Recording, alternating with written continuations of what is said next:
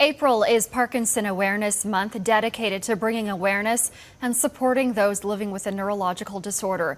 Joining us now with more on her journey is Gina Lupino. Gina, thank you so much for being with us today. Thank you for having me. Now, I know it might be difficult to talk about, but maybe you can bring us back to that moment when you found out you had Parkinson's disease. What was happening to you to make you think, I need to get this checked out? It started in January of 2014. That's when the symptoms first started appearing. And then I first met with a neurologist that following summer. And I was finally diagnosed in the summer after that. So it took about 1.5 years between the time I first had symptoms until the time I had diagnosis. So by the time that I actually was diagnosed and had an answer to what was going on in my body, I felt a sense of great relief, actually. And had your symptoms progressed by that point? Because that's a long time between, when you first start to get checked out to diagnosis. Yeah, they had progressed a little bit. So because I was unmedicated and I didn't know the role of exercise in disease management, and I wasn't on medication for 1.5 years. So I was just trying to make it every day and do what I could to just make it through every day. That must have been so difficult.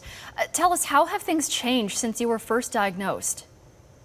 I've learned and really appreciated the effect of stress and exercise on disease management, as well as exercise and healthcare and overall self-care. But now I'm probably on the best that I felt in 7 years since I first started having symptoms. And I imagine the pandemic has just made things so much more challenging, especially for those newly diagnosed, in terms of seeking support and treatment. What are you hearing on that front? It definitely has isolated a lot of people and made it more difficult to get regular exercise and just social time in and access to information. But it's also, in another sense, it's made telemedicine more acceptable and more accessible to a lot of people, which in turn makes healthcare and time with your neurologist and any other healthcare practitioners more accessible. So in some ways, it's probably adversely affected people, especially people that are newly diagnosed, but in other ways, it's helped people.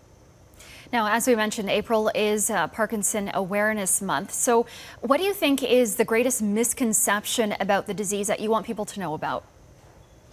I think the greatest misconception is that it only affects old people and it makes you just fall apart at the seams. Certainly, there are a lot of people that have really bad symptoms and are falling apart, and they're not responding well to medicine, and they're not having good access to healthcare. I don't mean to disrespect them and their experience, but there are also a lot of people like me who are able to manage their disease well with medication, with access to healthcare, with regular sleep, with good exercise and a stable work life. So and Gina, I understand that this year's campaign focuses on some of the hidden symptoms of Parkinson's disease. So tell us more about that. Fatigue is a huge symptom that I never was aware about. I mean, I didn't know much about Parkinson's until it affected me personally. I only knew of a couple of old people that I saw in life and at work that were affected by it, and I had no idea it affected young people. And I thought the symptoms were all motor symptoms. I didn't realize that things like fatigue were really common symptoms that could really debilitate your life and disrupt everything. Well, thank you so much for sharing your journey with us and telling us a little bit more about the disease. We wish you all the best. Thank you very much. Have a great day.